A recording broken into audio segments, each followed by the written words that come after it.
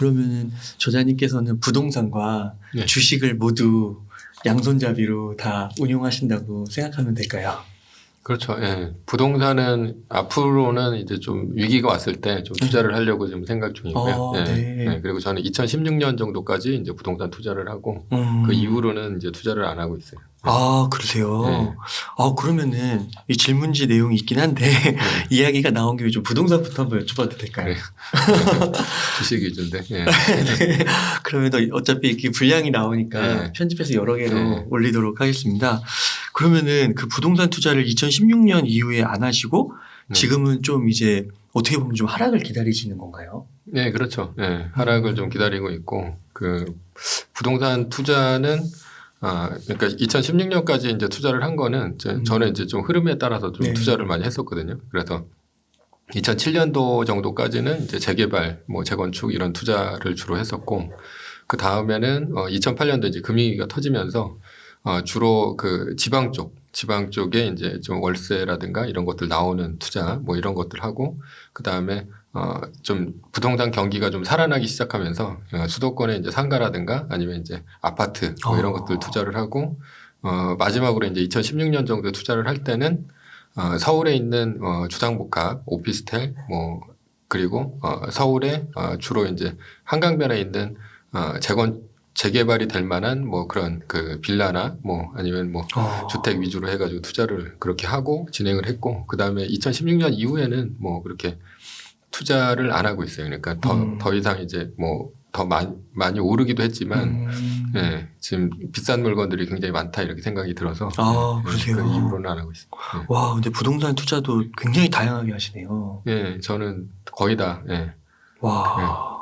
종목을 가리지 않고 그러면은 저자님께서는 2007년부터 부동산 투자를 좀 다양하게 해오시다가 2016년에 아까 아니요 저는 한 2002년 정도서부터 부동산 투자를 했었어요. 네. 2007년은 그러니까 제가 이제 책을 처음 냈을 때가 2007년이고 네. 그 전에도 이제 칼럼이라든가 이제 그 투자는 한 2002년 정도서부터 시작을 했었죠. 그렇게 해오시다가 이제 2016년에 좀 잠정 중단하신 거는 그렇죠. 그러면 이게 그거랑도 혹시 연관이 있는 건가요? 그 서울 수도권 부동산 가격을 보면은 그 2007년 정도 고점을 찍고 쭉 내려오다가 한 2015, 16점이 다시 그렇죠. 그 2007년의 고점을 회복하잖아요. 그런 것과 좀 연관이 있으신 건가요? 그렇죠. 그러니까 그게 이제 그 더 이상 싼 부동산 물건지가 이제 보이지 않기 때문에 그랬었고 그 전까지 좀 공부를 쭉 했었어요. 그러니까 부동산 투자를 하면서. 그러니까 가장 어려웠을 때가 2008년도 금융위기 시절이었는데 그때 부동산 투자자들이 굉장히 많이 망했거든요. 그러니까 부동산 카페도 보면 2008년도 이전 카페들이 없어요. 왜 없냐면 거의 다 망했기 때문에 없거든요. 그래서 아주 큰 카페들도 보면 다 2009년서부터 시작을 해요. 그러니까 다 뭐 신스로 보면 거의 다 2009년 이후에. 운이 좋은 건가요? 아니죠. 그러니까 그 전에도 그러니까 항상 위기가 오면 부동산 카페가 망해요. 망할 수밖에 없는 게 일단 부동산 투자에 있어서 그 대부분들은 이제 어떤 부분이냐면 강남에 있는 아파트들이 많이 오르잖아요. 그래서 강남에 있는 아파트들을 사가지고 이 부자가 된 경우는 별로 없습니다. 부동산 그 투자자를 했다고 친다면 왜 그러냐면 한 채당 가격이 너무 비싸기 때문에 그거 한 채를 투자를 해놓고 10년 뭐 이렇게 기다리다가 많이 올라서 파는 경우는 뭐 1가구 1주택 이렇게 만들어야 되고 그리고 그런 경우는 대부분이 뭐 사업을 하다가 이제 자기가 돈이 많아서 강남에 있는 아파트를 샀다거나 이런 식이지 그냥 뭐 아파트 투자를 했다 그런 경우는 거의 전문 투자자라 한다면 그 이제 소위 갭 투자라고 하죠. 갭 투자를 굉장히 많이 합니다. 그래서 뭐 100채도 사고 뭐 200채도 사고 뭐 이런 사람들이 굉장히 많죠. 그런 사람들이 이제 주로 부동산 전문 투자자라고 할 수 있는데 그런 사람들이 가장 취약할 때가 언제냐면 연준이 금리를 엄청나게 올렸을 때 그러면 그때 금리가 엄청 올라가고 그 다음에 그 이제 담보 가격이 떨어지죠. 그러니까 뭐 KB 시세라고 해가지고 아파트 같은 경우가 있는데 아파트도 뭐 예를 들어서 10억짜리 아파트가 한 30% 정도가 빠져요. 한 7억 정도까지. 그러면은 그때 내가 뭐 예를 들어서 한 20채 이 정도를 갖고 있다라고 하면 3억씩 20개가 필요한 거예요. 그러면은 16억이 필요한 거죠. 그때가 그러니까 아파트가 가장 위험한 게 왜 그러냐면 다른 이제 상가라든가 빌라라든가 이런 것들은 시세가 없어요. 시세가 있긴 한데 시세가 나타나진 않습니다. 예, 그래서 은행이나 이런 쪽에서 시세가 나타나는 거는 KB 시세가 있는 아파트 정도밖에 없어요. 아, 다른 건 조사를 안 하는 건가요? 아니요, 조사를 할 수가 없죠. 그리고 그때는 이제 2008년도 금융위기가 같은 위기가 딱 왔을 때는 그 조사를 해가지고 만약에 그 가격을 안다 하더라도 이제 원금을 회수해야 되는데 원금을 회수하면 이제 거의 다 경매로 넘어갈 수밖에 없는 거예요. 근데 아파트 같은 경우는 그러니까 이제 상가라든가 빌라라든가 이런 것들은 좀 위험하진 않아요. 오히려. 네, 그래서 뭐 보험을 하나 든다든가 아니면 뭐 카드를 하나 이제 한다든가 아니면 일부를 갚는다든가 해서 넘어갈 수는 있는데 아파트는 그렇게 할 수가 없어요. 왜냐하면 KB 시세가 있기 때문에. 그래서 만약에 한 16억 정도를 갚아야 된다라고 하면 그때 파산을 하는 거예요. 네. 그러니까 거의 대부분의 부동산 투자자들은 뭐 그렇게 뭐 아파트를 뭐 특히나 싼 아파트 아니면 싼 빌라들을 뭐 100채, 200채 이 정도 사가지고 갭 투자를 하는 게 대부분인데 2008년도 금융위기 같은 급격하게 금리가 오르고 그 다음에 금리 오르는 것보다 더 문제는 그러니까 그 거래는 거의 안 되는 상태에서 이제 KB 기준 이제 KB의 시세가 떨어지면 한 채당 이제 갚아야 될 금액들이 굉장히 많아지는 거죠. 그렇게 많아지면 결국은 망할 수밖에 없는 거예요. 네, 나중에 많이 오른다 하더라도 그것도 한 10년 지나도 올랐잖아요. 2008년도 금융이 터지고 2016년 돼가지고 이제 풀리기 시작했으니까 그때까지 버티지를 못해요. 그래서 2008년도 이전에 굉장히 성했던 카페들은 다 망하고 없고요. 2009년서부터 시작을 하는 건데 그때는 30% 세일한 상태에서 시작을 하고 그리고 2016년도에 한 번 더 떴기 때문에 뜨기 전까지는 그냥 명맥을 유지하다가 2016년도서부터는 굉장히 많이 이제 상승을 했을 때 이런 부동산 카페들이 이제 되는데 다시 한번 위기가 온다면 또 굉장히 어려워지는 그런 것들이 거예요. 카페들. 망한 카페들 나오는 거예요. 반복하는 거죠. 예. 아, 그렇구나. 아, 네. 그러면 지금 이제 금리가 인상이 되고 있는데 그러면 진짜 그 말씀하신 대로 그게 역사가 반복이 된다고 하면 망하는 카페들이 또 나올 수도 있고. 그렇죠. 네. 망하는 카페들도 많이 나오고 전문 투자자들도 많이 나오고. 그분들은 상승기만 좀 경험을 했기 때문에. 그렇죠. 네. 지금까지 그랬었고 저는 이제 2008년도에 그래서 금융위기가 왔을 때 좀 많이 어려웠죠. 그리고 이제 저는 이제 좀 직감적으로 좀 지방 내려가가지고 아파트 투자나 이런 거 투자들을 많이 한 게 그 전까지는 이제 재개발 투자는 어떻게 보면 이제 갭 투자잖아요. 네. 그래서 이제 한 채를 사고 그다음에 뭐 이게 오르면 팔고 뭐 이러면서 이제 투자를 했는데 뭐 계속해서 이제 좀 의문이 드는 게 이렇게 계속해서 호황기는 가지 않을 것이다 이라고 생각을 했었고 그래서 안정적인 월세가 나오는 그런 이제 그 물건들이 없을까라고 생각을 해서 그때 당시에 이제 강서구 쪽에 오피스들이 굉장히 쌌거든요. 그래서 강서구 쪽에 오피스텔 같은 것들을 사고 그 다음에 그것도 이제 한 6개월 정도 지나니까 그 다음부터는 이제 오피스텔들이 굉장히 비싸지기 시작해서 최초로 이제 제가 거의 그 지방에 있는 뭐 아파트라든가 이런 것들을 사기 시작했죠. 그래서 월세를 이제 그 월 생활비를 맞추기 위해서 그쪽 시장에 이제 먼저 진입을 했고요. 그런 상태에서 어느 정도 이제 맞춰 놓다 보니까 그렇게 KB 시세가 많이 떨어진다 하더라도 지방에 있는 아파트들은 좀 덜 떨어졌었거든요. 네, 그러면서 했었는데, 그 위기가 왜 왔는지에 대해서는 굉장히 궁금했어요. 네, 궁금해서 그때부터 이제 공부를 하기 시작했어요. 왜 이런 위기가 왔고, 그리고 이런 위기가 이제 계속해서 반복이 되는 건지 아니면 한 번 이렇게 크게 온 위기가 한 번에 있었던 건지 그런 것들을 이제 보다 보니까, 이게 그 반복이 되는 위기고, 그리고 이런 위기들은 반복이 됐을 때 가장 위험한 게 이제 부동산이다라는 생각이 좀 들었어요. 그래서 2016년도까지 해서 이제 부동산이 막 오르기 전까지 그때까지 좀 미래 가치에다가 저는 투자를 좀 많이 하는 편인데 부동산 같은 경우도 그래서 좀 한강변이라든가 이런 쪽에 이제 재개발될 만한 이런 빌라라든가 이런 쪽에 투자를 좀 해놓고 그리고 그 이상은 이제 더 이상 투자를 좀 안 하고 있었고 그리고 제가 부동산 이제 그 책을 이제 낸 게 2016년도에도 있었는데 그 책에 보면 그 지하철 2호선 역세권 아파트나 이런 쪽에다 투자를 해라라는 게 있어요. 그러니까 가장 최악의 경우에도 이제 그쪽은 망하지 않는다. 차별화가 된다라고 해가지고 그쪽 투자를 많이 했었고 그래서 그 이후로는 더 이상 이제 투자할 데가 없는 거예요. 네. 그러니까 더 아파트를 더 많이 사서 이제 투자를 하기보다는 뭐 그냥 그 2호선 역세권에 있는 거 사고 그 다음에는 이 해외 쪽 이제 여러 가지 흐름에 대해서 이제 그 경제적 공부를 하다 보니까 이게 이제 해외 주식 뭐 이런 쪽으로 좀 보이기 시작해서 그때 이제 2017년, 그러니까 2016년서부터 이제 투자를 시작했어요. 해외에다가. 네. 예, 그때가 이제 해외 투자가 이제 최초로, 그 전도 있었긴 했지만 그 전에는 이제 전화를 해가지고 주로 이제 사고 파는 매매였었고, HTS가 2016년 그때서부터 이제 시작이 됐거든요. 그래서 그때서부터 뭐 중국이라든가 아니면 미국이라든가 뭐 일본이라든가 이런 기업들, 예, 그런 쪽에다가 이제 투자를 많이 했었고, 그리고 한 2018년 정도서부터는 그냥 세계 1등 주식에다가 이제 투자를 좀 하는 식으로, 예, 하고 있습니다. 예. 네, 그 2016년에 그 부동산 이제 막 상승을 하려고 할 때요. 그때는 지금하고 좀 분위기가 다르고 네. 좀 이렇게 아파트를 사려고 하는 그런 게 좀 경쟁이 좀 낮았나요? 그렇죠. 그때는 이제 경매 물건들도 굉장히 많이 쏟아졌었고, 예, 예. 그리고 이제 서울에다 저는 이제 지분을 좀 많이 확보하자라고 생각을 해가지고, 뭐 여러 가지 뭐 이제 그 뭐 마포라든가 아니면 뭐 여러 물건지에다가 좀 투자를 갭 투자 비슷하게 많이 했습니다. 그러니까 그 전에도 뭐 그 이제 좀 반복된다라는 게 2007년도까지의 상황과 좀 비슷했었거든요. 그러니까 2007년도의 상황도 보면 지금 예를 들어서 이제 한남 뉴타운이 있다라고 하면 한남 뉴타운 아니면 이제 용산 뭐 이런 데가 뭐 한 4평짜리 그러니까 대지 면적으로 해서 지분이 한 4평짜리가 한 3억, 4억까지 갔었어요. 그런 것들이 한 6천만 원까지 떨어진 거예요. 예. 근데 이제 예.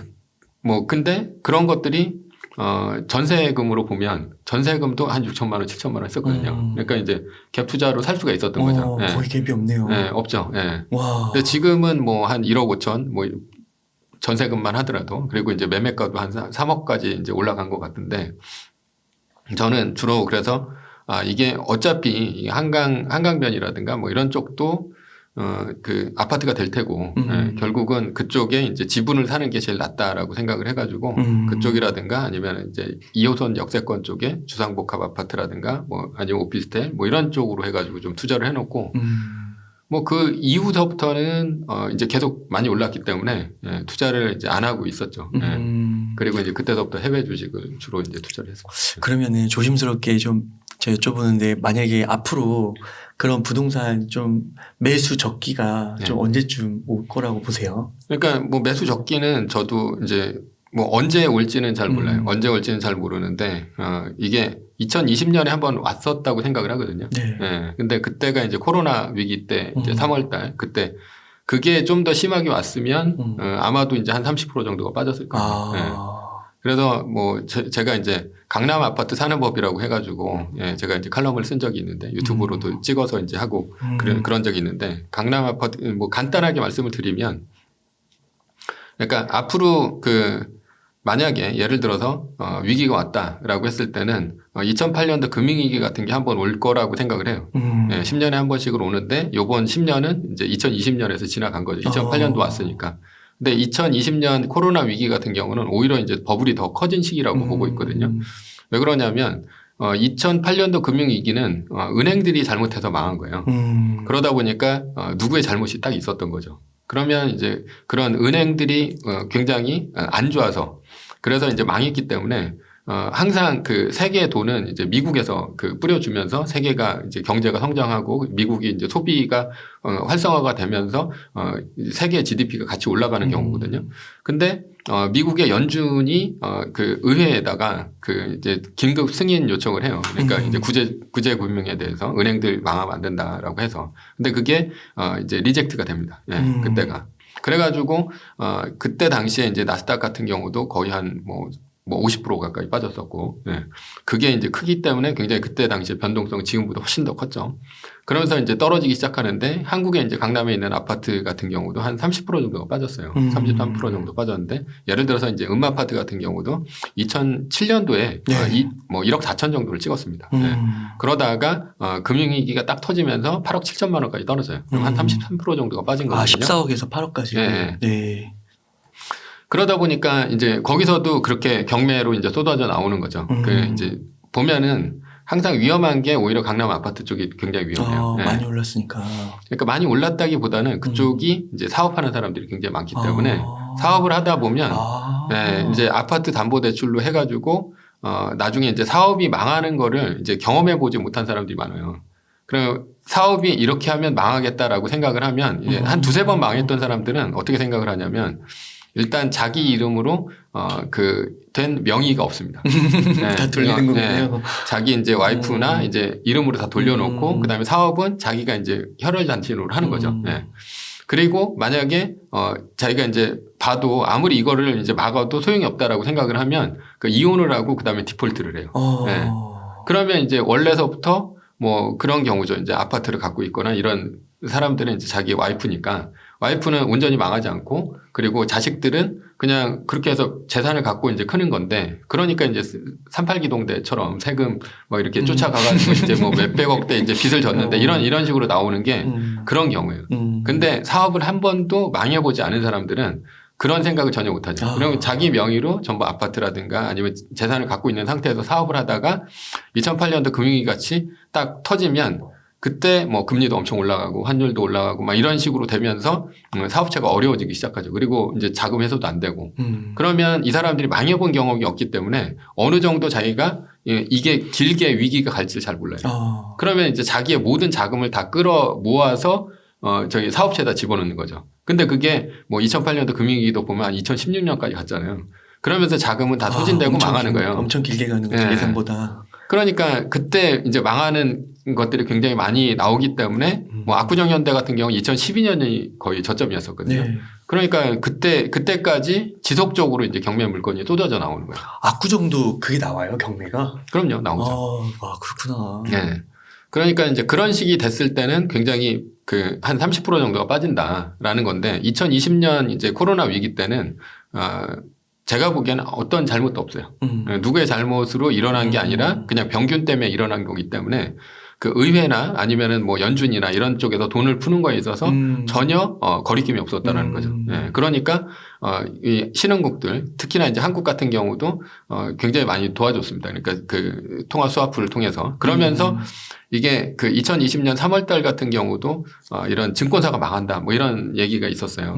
그랬는데 그게 이제 뭐 통화 스와프를 하면서 이런 자금이 풀리면서 바로 올라갔던 거죠. 그래서 일시적으로는 강남에 있는 아파트들도 한 20% 정도 빠졌다가 바로 올라갔어요. 근데 그게 만약에 2008년도 금융위기처럼 누구의 잘못으로 일어난 굉장히 큰 경제공황이다. 아니면 뭐 1997년에 IMF 위기처럼 그런 식으로 왔다라고 하면 그때는 이제 부동산이 쏟아져 나오는 거예요.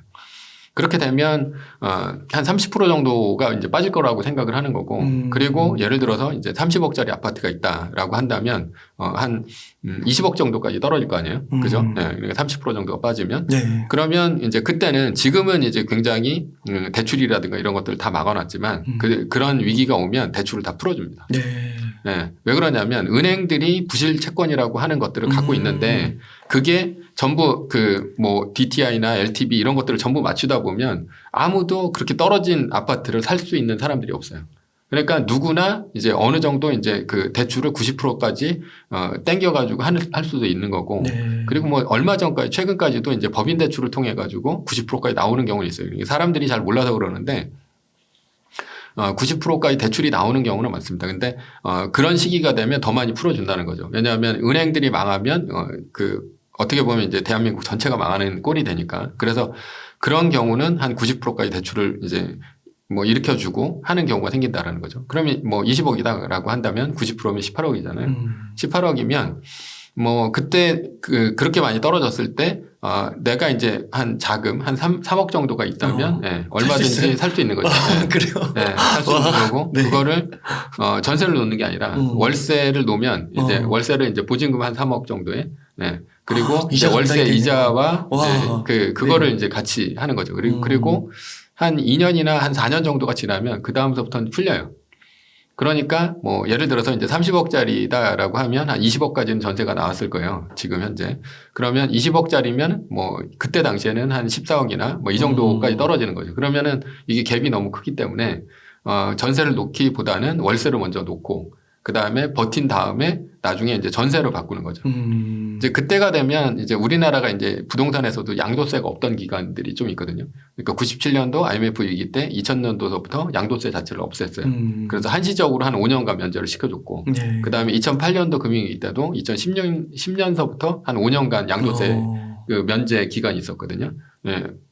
그러니까 아마도 이제 그럴 때가 다시 되면 양도세 면제 기간이 생깁니다. 네. 네. 그러면 그때 이제 이자와 월세와 이제 어떻게 보면 그 상쇄를 시키고 그 다음에 양도세 면제까지 받으면은 뭐 아마도 이제 그렇게 한 몇 년 안에 예, 1가구 1주택을 만들어서 팔아도 되고 아니면은 뭐 양도세 면제 기간이라면 1가구 다주택이라 하더라도 그럴 때 어느 정도 그 사고 팔 수 있는 기간들이 생기는 거죠. 그래서 뭐 앞으로는 저는 뭐 한 그 정도만 보고 있어요. 부동산 투자. 예, 예.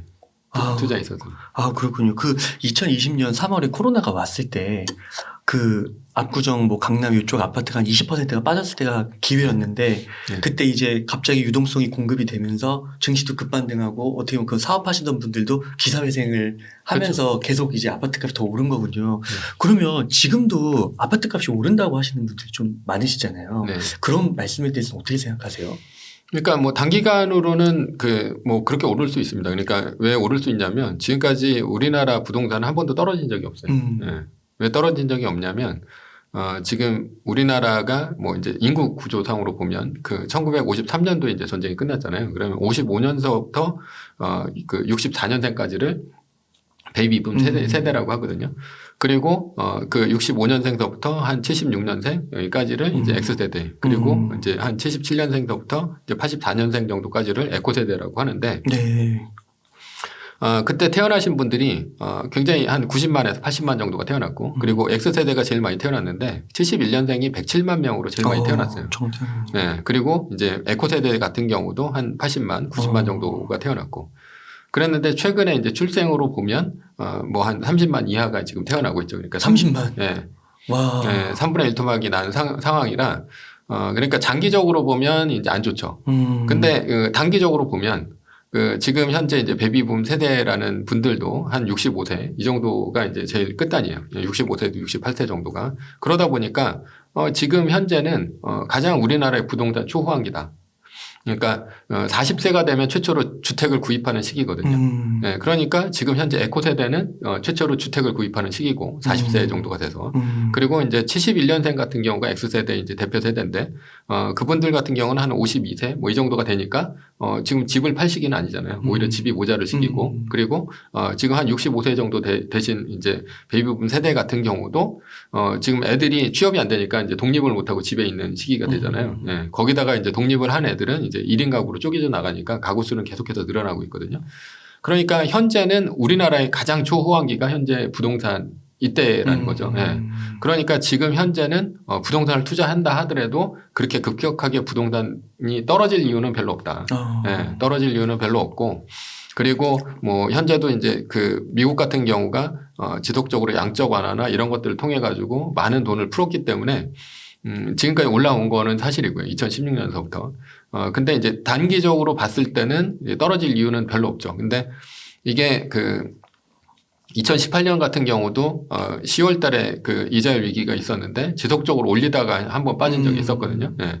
그런 경우로 봐서도 이런 중간에 위기 같은 경우가 좀씩 있을 수는 있어요. 있을 수는 있는데 10년에 한 번씩 오는 위기는 언젠가는 한번 닥친다라는 거죠. 예, 그때가 되면 위기가 한번 닥칠 수 있는 거고 그 이후가 되면 구조적으로 그러니까 집값이 떨어지는 시기가 되는데 그래서 제가 2016년도에 이제 대한민국 부동산의 미래라는 책을 쓰면서 그러니까 서울의 2호선 역세권 쪽 위주로 투자를 해라라고 이제 제가 얘기를 했어요. 그러니까 그때 아무리 최악의 경우라 하더라도 지방은 지금보다도 더 안 좋아질 테고 그리고 이제 수도권도 안 좋아지긴 하는데 그 서울 쪽이 가장 이제 어떻게 보면 차별화가 된다라는 거죠. 그래서 돈 있는 사람들은 더 서울로 많이 몰릴 거예요. 예, 그러면서 2호선 역세권 위주로는 그래도 이제 그 시기에도 이제 어느 정도 버틴다. 근데 이제 수도권이라든가 아니면 지방이라든가 이런 쪽들은 가면 갈수록 좀 어려워지지 않을까. 그게 이제 나타나는 게 현재 이제 대학 같은 경우가 그렇습니다. 그래서 지금의 이제 요즘에 그 국립대학들, 그러니까 지방 거점 국립대 뭐 이런 데도 미달이 나오기 시작했고요. 네, 그냥 예전에는 뭐 경쟁률이 굉장히 높았죠. 그랬었는데 지금은 돈만 내면 들어가는 시기로 바뀌었고 그래서 벚꽃 올라오는 순서대로 망한다라는 이제 얘기가 있는 대학 같은 경우도 보면은 그 지방 같은 경우도 그렇게 아마도 그런 식으로 이제 부동산이 그렇게 가지 않을까. 그래서 차별화가 되는 그런 시기가 오지 않을까 이렇게 보입니다. 그러니까 앞으로의 그 금리 인상과 외부 경제적 충격 그게 언제 일어날지 모르지만 크게 이 두 가지 변수가 앞으로 좀 부동산의 그 하락의 그 시기를 좀 결정할 수 있는. 네, 그거는 이제 단기적으로 크게 빠지는 시기고 그리고 구조적으로 보면 우리나라는 서울과 그 외 지방으로 이제 나뉠 수가 있다. 네, 그래서 차별화가 된다. 거기서도 이제 강남이라든가 뭐 요즘 뜨는 용산이라든가 이런 쪽은 더 좋아질 수는 있는 거고 서울에서도 이제 더 안 좋은 지역들은 이제 더 많이 빠질 수 있고요. 그러면 아까 보통 강남 아파트가 한 30% 이렇게 빠진다고 말씀을 해주셨는데요. 예시를 들어서. 그러면 2020년하고 2022년하고 또 이게 가격이 다르잖아요. 네. 그럼 2020년에 만약에 20%가 빠졌었는데 2022년에는 33%가 빠진다고 하면 뭐 이 가격이 이제 고점이라고 한다고 하면 여기서 한 30%를 예상할 수 있는 거예요? 아니면은 유동성으로 한 번 더 이렇게 올랐으니까 조금 더 빠질 여지가 있다고 보시는 거예요? 그냥 그 가격에도 한 30% 이렇게 빠지는 거죠. 왜냐하면 인플레는 계속해서 일어나니까. 요즘에 더 인플레가 더 심해지니까. 네. 그냥 그 정도로 보시면 될 것 같아요. 그러니까 그 고점 대비 한 30% 정도. 네. 그럼 혹시 좀 제가 너무 꼬치꼬치 엿듣는 것 같은데 대략 그 시기 같은 거를 조금 가늠해 볼 수는 있을까요? 뭐 2025년 뭐 지나서. 그거는 알 수가 없죠. 그건 알 수가 없어요. 그건 알 수가 없죠. 그렇군요. 네. 네. 알겠습니다. 여기까지 여쭙도록 하겠습니다. 그러면은 이렇게 좀 만약에 부동산 투자를 아파트 쪽은 이제 아니라고 한다고 하면 그리고 하락을 좀 예상한다고 하면 이때는 약간 수익형 부동산으로 세팅을 하는 게 맞는 건가요? 수익형 부동산이 더 안 좋습니다. 그래요? 지금 보면 뭐 요즘엔 좀 리오프닝 때문에 아무래도 이제 상가 쪽에다가 이제 사람들이 몰린다라는 게 있긴 한데 상가 쪽이 굉장히 안 좋아요. 그러니까 어차피 지금 뭐 예를 들어서 뭐 그 이태원 같은 데가 그 지하철 역세권 바로 옆이 거의 다 공실들이 되게 많거든요. 그렇게 된 이유가 뭐 중국인들이 안 돌아서라기보다는 지금은 이제 이 X세대 그러니까 현재 밀레니엄 Z세대 뭐 이런 분들의 이제 패턴이 좀 바뀌었기 때문에 아예 그냥 패턴이 바뀐 거구나. 그러니까 온라인 쪽으로 이제 소비를 굉장히 많이 하죠. SNS를 보면서 맛집을 찾아다니고 이런 식으로 많이 하는데 예전에는 그냥 지하철역에서 내려서 그 옆집을 갔단 말이에요. 그런데 SNS를 통해 가지고 사람들이 뭐 구매를 하고 그다음에 이제 경험을 하고 서비스를 즐기다 보니까 특히나 이제 젊은 세대들은 취업이 좀 잘 안 됩니다. 네. 그러니까 우리나라 선진국이 되고 그러면서 뭐 임금은 많이 올라갔지만 뭐 경력자 위주로 뽑고 그다음에 이제 공채 같은 경우도 거의 다 뽑질 않잖아요. 삼성전자 빼놓고 삼성 같은 경우 빼놓고 그러다 보니까 주머니 사정들이 굉장히 가벼워요. 근데 가장 소비를 많이 하는 계층은 20대거든요. 20대, 네. 30대. 근데 그런 계층들이 이제 합리적인 소비를 하기 시작해요. 그러면서 이분들 같은 경우는 그러니까 뭐 같은 예전에 뭐 파스타를 먹는다라고 한다면 이태원 바로 옆에서 그 파스타집 큰 데를 들어가서 16,000원짜리 뭐 이런 파스타를 먹었단 말이에요.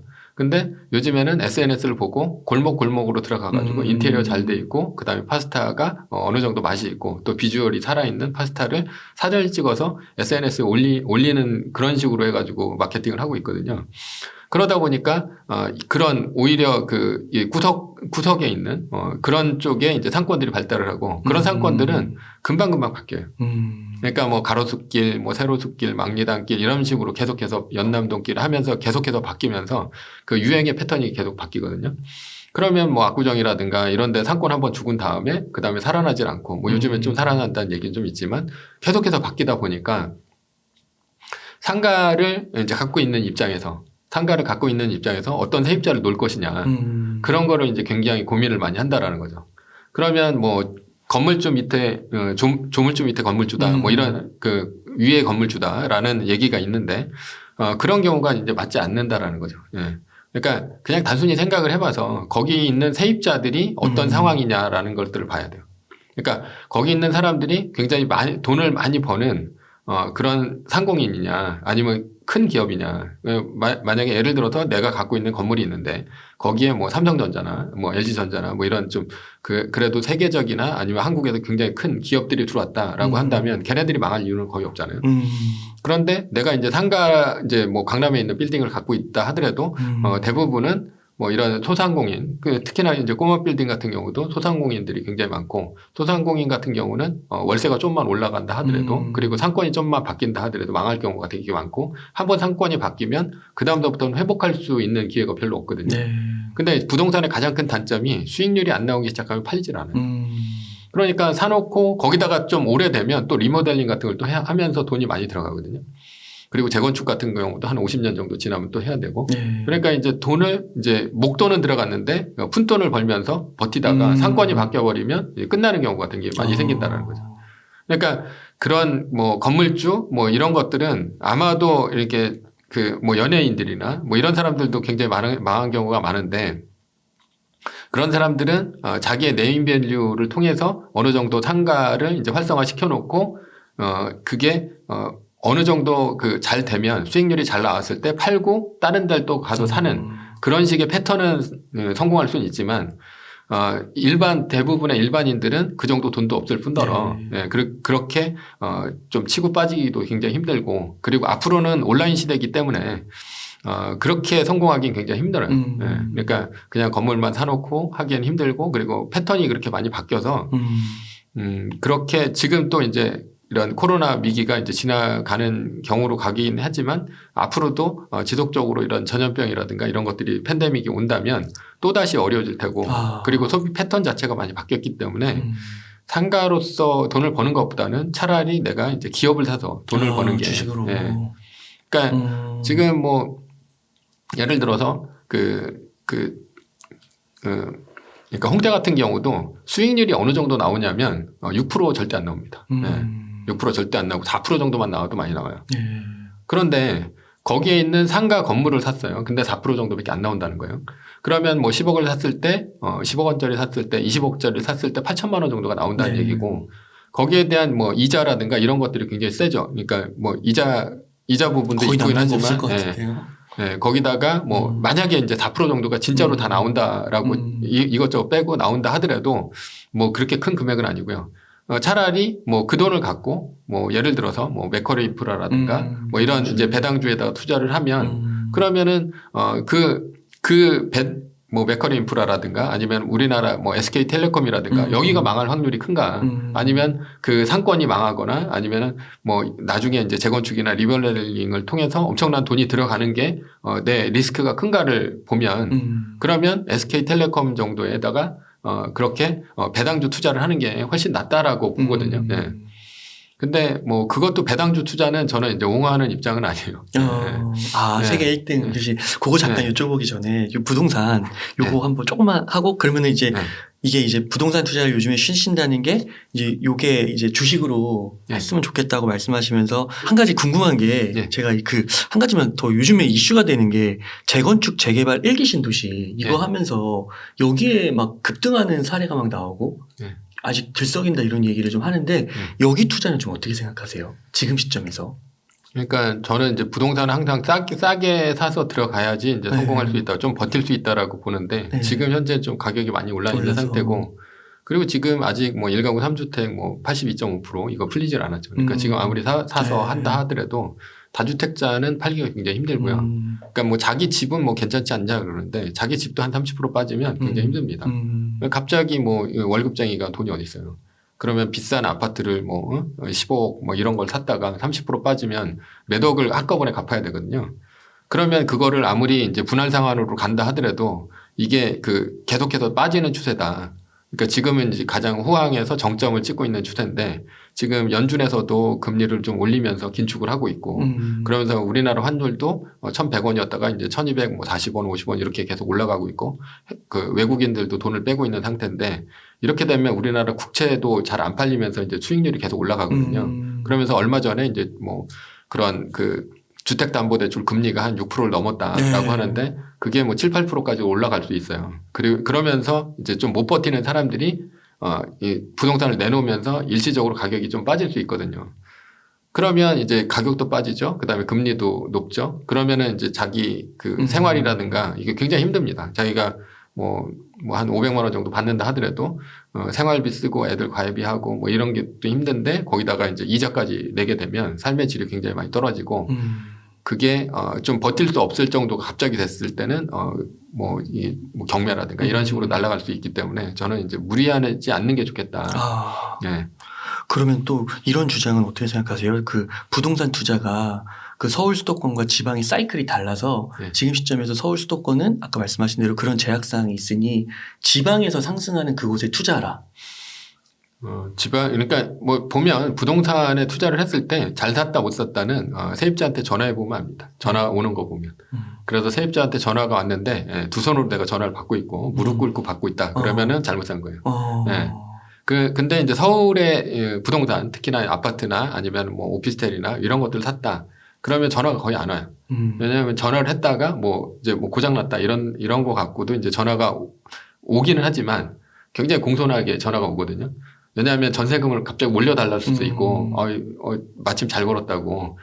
그래서 서울에서는 그런 이제 세입자라든가 이런 분들이 전화를 자주 안 합니다. 근데 지방은 그 주변에 굉장히 싼 것들도 되게 많고, 거기다가 주변에 계속해서 이제 아파트라든가 이런 공급들이 계속 이어지고 있어요. 그러니까 이제 월세라든가 전세라든가 지속적으로 떨어지고 있고, 그러면 이제 세입자는 꼬투리 잡아가지고 언제든지 나가려고 하고 있고, 만기가 됐을 때는 분명히 더 좋은 조건에 딴 쪽으로 가려고 하기 때문에 계속해서 월세나 전세 가격을 깎습니다. 예.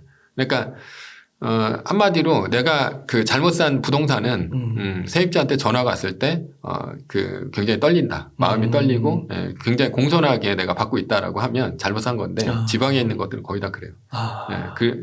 그래서 저도 예전에 지방에다 투자를 했을 때는 자괴감이 굉장히 많이 들었어요. 왜냐하면 내가 이렇게 해서 어떻게 보면 임대를 하고 임대 사업자인데 근데 이 그 지방에 있는 세입자들한테 굉장히 많이 시달릴 때는 이거를 왜 내가 이제 돈 주고 이렇게 해가면서 해야 되나. 그래서 저는 이제 부동산 투자를 할 때 좀 그런 식으로 생각이 좀 많이 들었기 때문에 차라리 좀 당당하게 투자를 하자. 투자 수익률에 대해서 하는 것들은 뭐 더 낫지 않을까. 그래서 뭐 그 지방에 있는 것들도 그때 이제 정리를 많이 하고 이제 서울 수도권 쪽이 터졌을 때 그쪽으로 이제 좀 많이 그 옮겼고 그리고 서울 수도권에 있는 아파트나 이런 것들보다는 오히려 그 주식이나 이런 것들이 그 굉장히 그 우량한 기업들도 많고 그래서 이제 현재는 이제 세계 1등 주식에다가 이제 투자를 한 95% 정도를 하고 있는데 그런 그 투자가 오히려 이제 당당하게 투자를 할 수 있는 그러니까 뭐 배당금을 안 주거나 뭐 이럴 이유도 없는 거고 올라가면 제일 먼저 올라가고 그리고 떨어질 때도 제일 천천히 떨어지는 게 이제 세계 1등 주식이니까 그런 식으로 좀 당당한 투자를 하려면 부동산 투자보다는 그 주식 투자가 낫다 이렇게 보고 있습니다. 그렇게 하셔가지고 이제 2016년에 판단을 하시기를 이제 부동산 투자는 이 정도에서 우선 스탑을 하고 그 다음에 이제 주식으로 오시게 되신 거군요. 근데 주식으로 아까 오신다고 했을 때